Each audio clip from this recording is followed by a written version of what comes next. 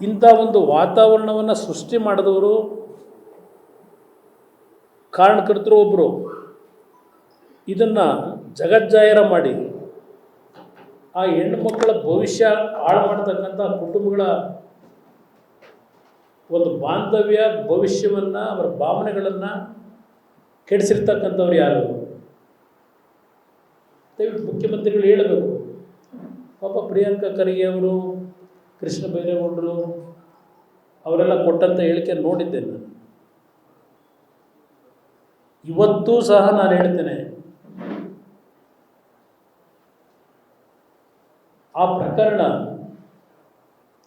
ನಮ್ಮ ಕುಟುಂಬಕ್ಕೆ ಏನು, ಅದಕ್ಕೆ ನಾನು ಬೇರೆ ರೇವಣ್ಣವ್ರ ಕುಟುಂಬ ಬೇರೆ, ನಮ್ಮ ಕುಟುಂಬ ಬೇರೆ ಅಂತ ಹೇಳ್ಬಿಟ್ಟೆ ಅಂತ ಅದಕ್ಕೆ ಬೇರೆ ಸ್ವಲ್ಪ ದಿವಸ ಪಲಾಯನವಾದ ಕುಮಾರಸ್ವಾಮಿದು ಇಟ್ಟೆಂಡ್ರನ್ನು ಅಂತ ಹೇಳ್ಬಿಟ್ರು.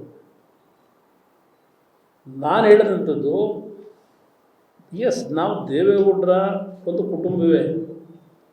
ವ್ಯವಹಾರಗಳು ನಾವು ಮದುವೆ ಆದ ನಂತರ,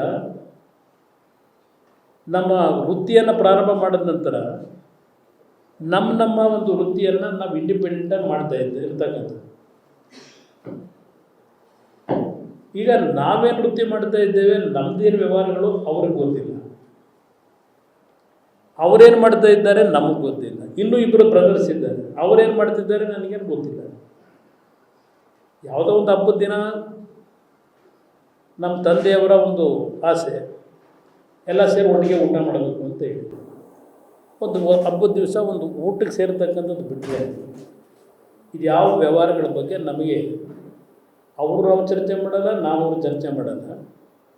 ಇದು ನಾವು ನಡ್ಕೊಂಬಂದಿರತಕ್ಕಂಥದ್ದು ಏನಿದೆ, ಇದನ್ನು ನಮ್ಮ ಕುಟುಂಬದ ಬಗ್ಗೆ, ವಿಶೇಷವಾಗಿ ದೇವೇಗೌಡರ ಬಗ್ಗೆ, ನನ್ನ ಬಗ್ಗೆ ಇದನ್ನು ತಾಳೆ ಹಾಕಿದ್ದಾರೆ. ಪಾಪ ಇವರು ಪ್ರಿಯಾಂಕಾ ಖರ್ಗೆ ಅವರು ಮೊನ್ನೆ ಹೇಳಿದ್ದಾರೆ, ಅವ್ರ ಕುಟುಂಬದಲ್ಲಿ ಇರ್ತಕ್ಕಂಥವ್ರು ಎಲ್ಲ ರಾಜೀನಾಮೆ ಕೊಡಬೇಕು.